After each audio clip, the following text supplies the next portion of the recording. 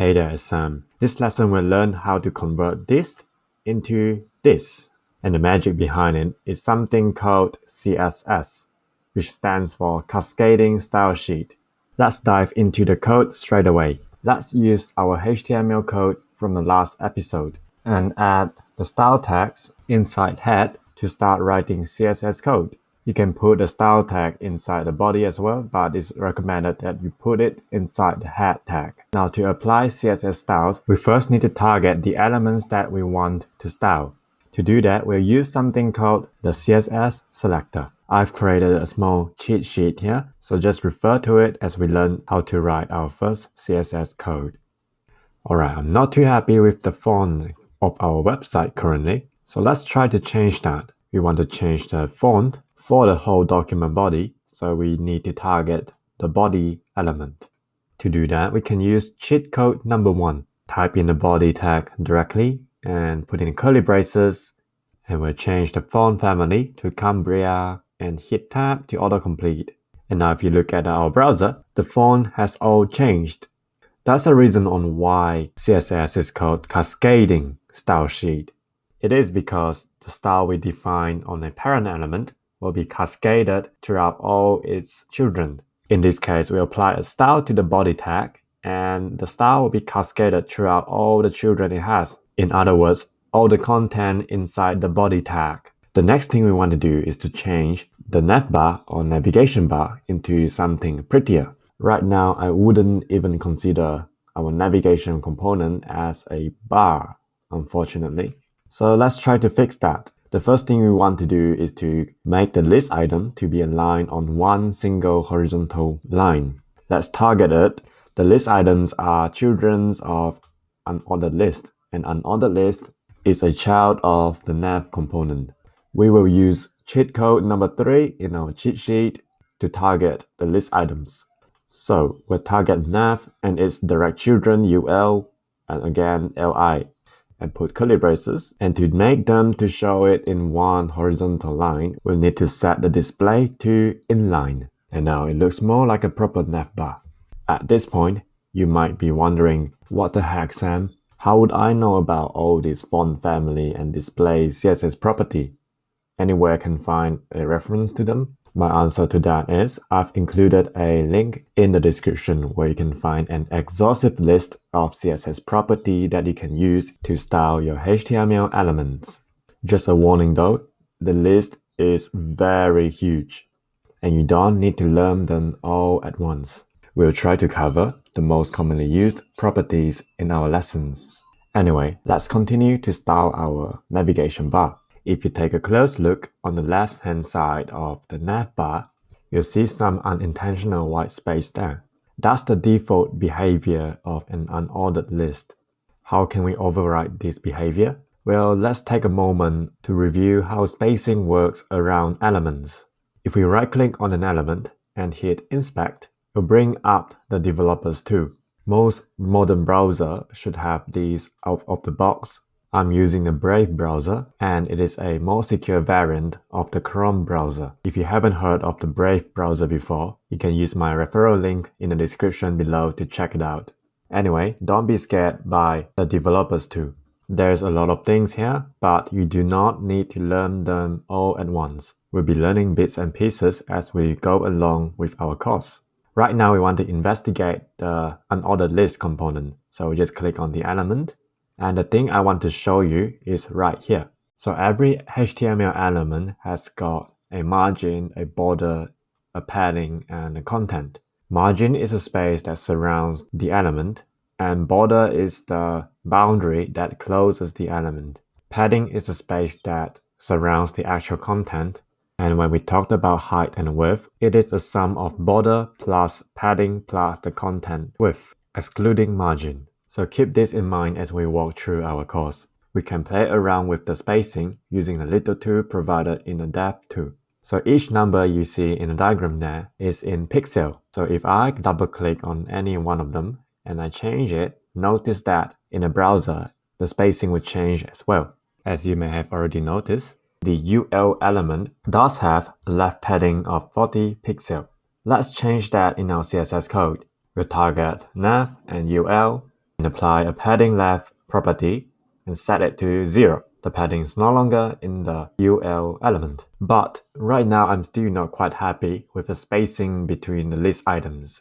I would like to have more space between each of the items, so I'll just add some paddings to the left of my list items, and this will apply 20 pixels to each of the list items. Much better. Let's give our background some color. We'll target the nav element and give it a background color. You can put it to anything you want, but I'm giving it this blue color that I like.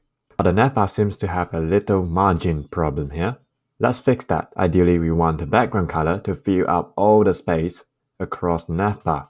Seems like the problem comes from the UL element. Let's remove the top and bottom margin. Since we don't need any margin, we can just set margin to 0, and that will apply it to margin top, bottom, left, and right. Seems like there's still a little bit of white spacing around our components. Let's investigate which element is causing that white spacing. And it seems like the body element has a default margin around it. We don't want that. Let's remove it. Again, just set the margin property to be 0 inside the body tag. And now our navbar spans from the left to the right without any spacing. So far so good. But right now the text is a little bit hard to read because our background is blue and our nav item is blue as well. Let's make it prettier. We have an A tag in each list item, so let's target the A tag and change the color to white. And I want to remove the underline by just applying text decoration to none. Looks much better. However, the nav items are way too small. Let's increase the font size to 2 rem. Now rem is a unit that's relative to the base font size. So if I say 2 rem, it means 2 times of the base font size. The base font size differs from browser to browser and also devices. It depends on the user preference in the settings of their browser. There are a few reasons on why we might want to use rem instead of pixel. Let's say we have fixed a heading at 30 pixels. If the user changed their base font size to 30 pixels as well, all the fonts becomes 30 pixels, but the headings remains at 30 pixels. So the headings has the exact same font size as the text. It's no longer really a heading anymore. So that's why we would prefer using rem instead of pixel, as it will scale according to the base font size of the user browser. Alright, let's continue. I think our navbar needs some breathing space on the top bit and the bottom bit. It seems a little bit narrow now. Let's add some paddings on the top and the bottom. And our navbar looks pretty good now. Just a side note, if you want to align the text items to the right, you can put in the text align property and set it to the right. Now, we're having a little issue here. As we keep adding our CSS code, this styles text keeps growing larger and larger.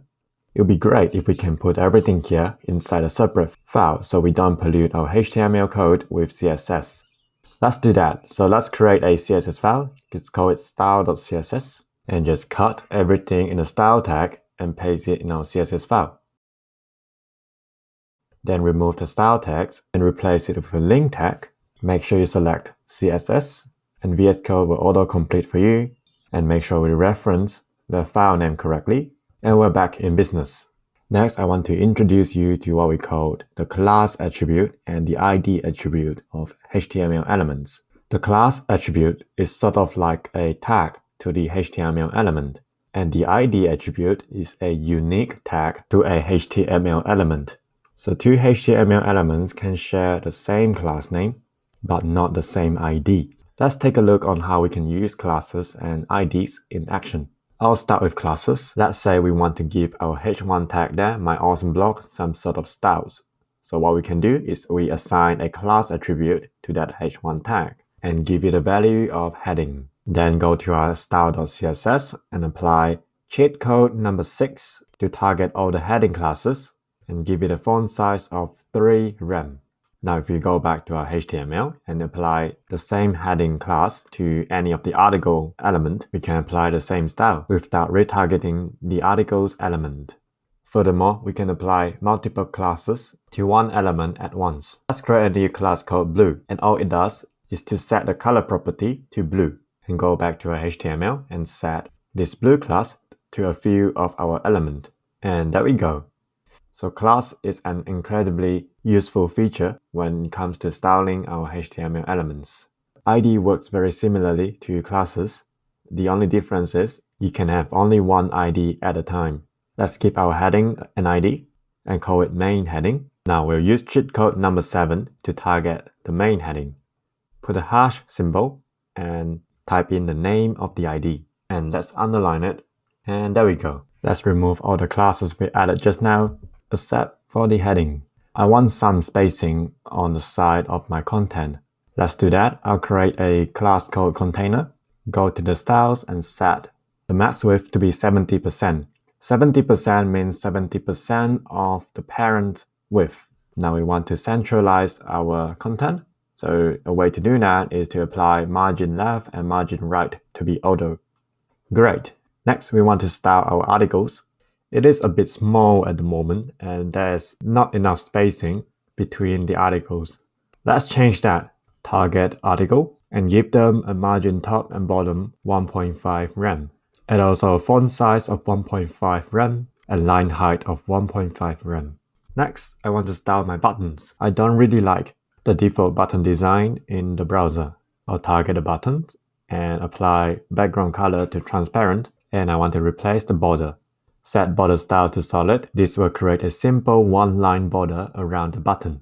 Then I want to set the border width to 1 pixel, and of course make a font size larger, and let's apply a border color and a text color as well, and we'll use our theme color for that. I also want to add a few paddings around the button, so just set padding to 15 pixel, and now they're sitting too close together, so I'll add a margin right to 0.5 rem. But now there's an issue. When I hover over my button, my cursor does not change to the clickable state. To fix that, we'll add a cursor property to our button and set it to pointer.